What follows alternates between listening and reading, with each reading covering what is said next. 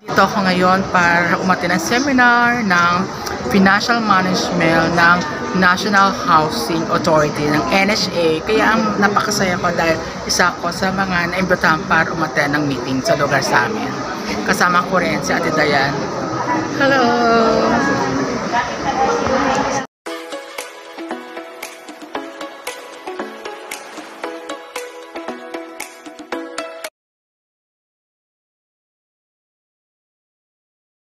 Clearing nung nagtatrabaho sa pamilya nyo, lalo na kung asawa nyo. Isa yung sumagot ng yes. Or kayo lang ba yung kontento kung ano lang ibigay ng asawa nyo? Paglasing siya, kukunin niya. Ang ibig sabihin lang ng pagbabudget ay isang plano kung saan pamamahalaan mo ang iyong pera na makarating makamit yung mga personal needs and possibly wants. So may priority. Bago yung gusto, loho, sana wag ng bisyo, yung pangangailangan. O siyempre, may sigurado ka ng pasok ng pera, paano naman yung paggastos? Kasi gusto mo yumaman eh. Or makarating sa... Huwag na muna yung Hong Winston, malinis na daw ang Boracay, gusto ko marating. Kasi mas malinis na siya.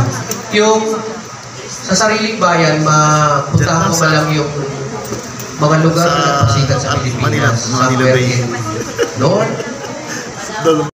Bibigyan ka rin ng Panginoon sa tamang Panginoon. Maging matuwid ka lang, ayon sa CBL nyo. Diba kung kailangan magbayad ng buwis, magbayad ng butaw, i-report din ito sa samahan ninyo, gawin ninyo. Diba? Next. Kaysa yung, naku, makakasalubong ko sa tawiran si Mari, dito na lang muna ako bababa sa kabilang kanto. Kasi hindi ko talaga siya kayang makita. Kasi chinismis niya ako eh. Ang pinakamasakit, pag pinagtaksilan ka ng best friend. Correct. Kasi naging best enemy. Umami naman kayo, mga perfecto kayo dito. Niya na-shoot na bola kaysa na-shoot niya. Correct? Or si Eliza, ngayon medyo mahina siya kasi na-injury na siya, di ba? Sa female volleyball sa Philippines scene. Pag tinignan mo siya, hindi siya natatakot magkamali, di ba? Tira ng tira kahit marami outside or nabablock. Pero kailangan niyang gawin yun. Kasi kung mas marami yung na-shoot, mas marami yung hinampas mo, o yung naging challenge sa iyo na dapat tirahin mo, mas lalamang yung possibility na mas dumami yung score mo kaysa hindi ka makascore. Or hindi ka man lang pumalo. Hindi ka man lang naipasok eh. Nakabangko ka. Paano ka magkaka-points? Diba? Hindi sila natakot na hindi pumasok. At least tinira nila. Kasi doon man makikita sa statistics yung tinira mo na at least may pumasok. Pero kung pag-aaralan mo, mas marami silang pagkakamali. Or hindi pumasok. So huwag kang matakot na magkamali. If only to perfect. Sabi nga, practice makes perfect. Kung ano man ang meron tayo, no? Kasi kung tutuusin, pati kalusugan ninyo ay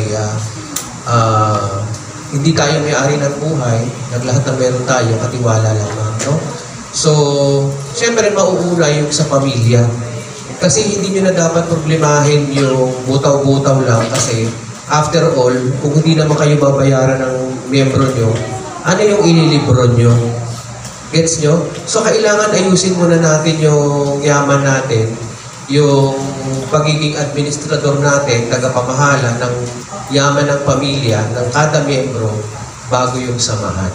Kung bakit natin ginagawa yung mga training na to, para madagdagan po ang inyong kaalaman, no? Lalong-lalo na sa usapin sa paghawak ng inyong pondo.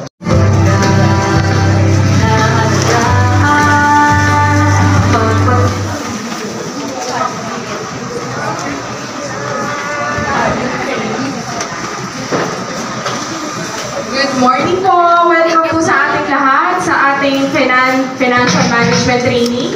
Maaari po ba tayong tumayo para sa energizer, pampagana ngayong umaga? Salamat po. Sayaw-sayaw po muna.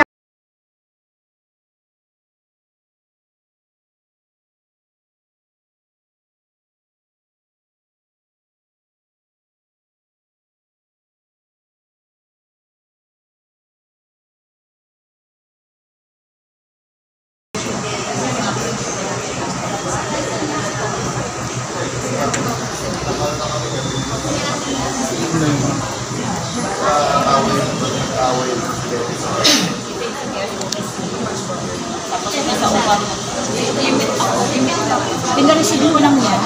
Distansya ba? Tapos ito yung tagi talaga. Hello. Tayo picture lang kayo. Picture lang kayo. Yan.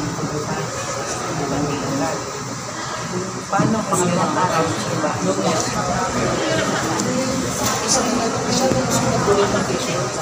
Para sa halos pa po na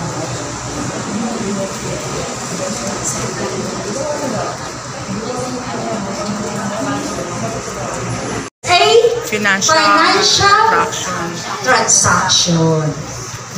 May tama ba sa mga papel? Okay.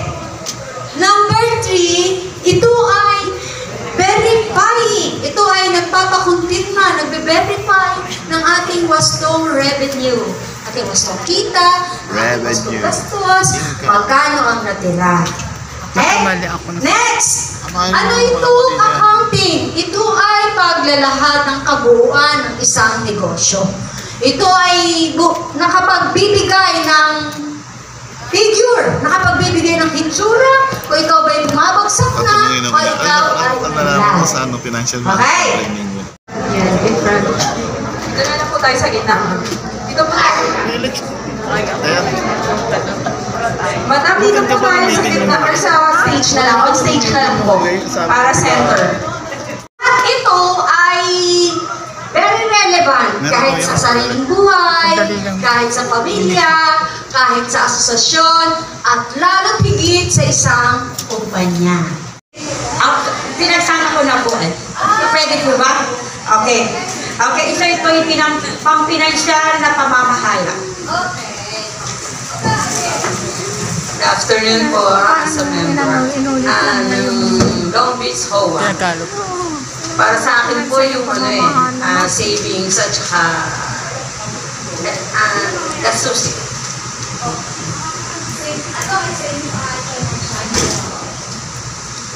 Good morning. Good afternoon na ba? Afternoon na. Long Beach HOA po, Assistant Treasurer ng Long Beach. Para po sa akin, pag narinig ko yung financial, budgeting of money yung pumapasok agad sa isip ko. From Manuyo Uno po, clean deal. Ang pagkaintindi ko po sa financial, yun yung obligasyon na dapat bayaran at gagastusin. Adelaida Arpia po, Green Archer po, Treasurer. Yung financial para sa opinion ko po ay yung expenses tsaka budget.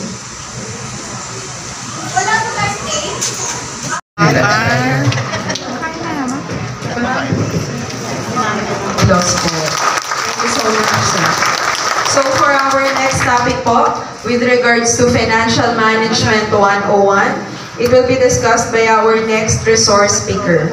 So our next resource speaker po, she was the Executive Director of Mondragon Foundation, as well as the iHope Builder, and a freelancer resource speaker of different training programs. So let's all welcome po, Ma'am Nenita Pangilinan. Let's give her a warm of applause. Magandang umaga po. Magandang hapon po.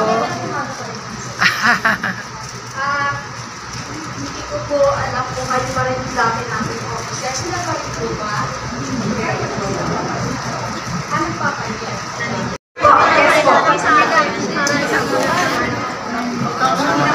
Sige po, next po tayo. Ilan po ang inang balikat? Anim.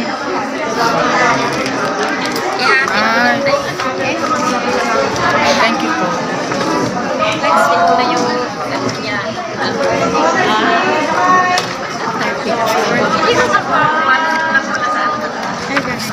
Ang cute nito. Binigyan ka ng certification. Wala ka pa pangalan eh, pipicture ka pa. Papalagyan natin. Tayo na maglalagay. Ikaw na ang panak. Different ka yan sa ano. Oo, sa computer kung may print, ilagay mo na ng saan. Dali-dali maglagay. Okay, thank you po. Next is Inang Maria.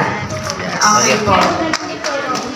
Pwede ko pa mag-picture. And then, Cleanville po, pa-ready na, Cleanville. Punta ka sa Homeowners Association Incorporated. Ilan po ang Cleanville? Ay, dito ba? 9. Okay. Maria. Balance. Yan.